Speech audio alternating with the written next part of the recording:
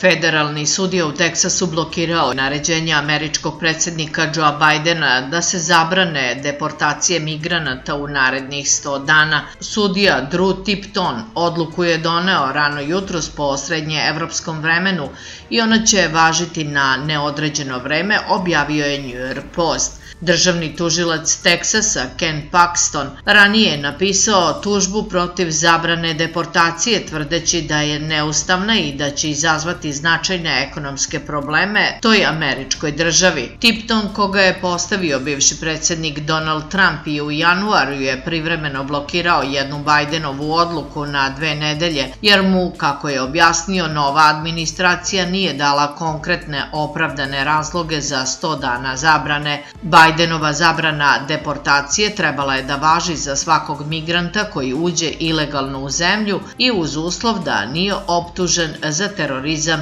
i špijunažu.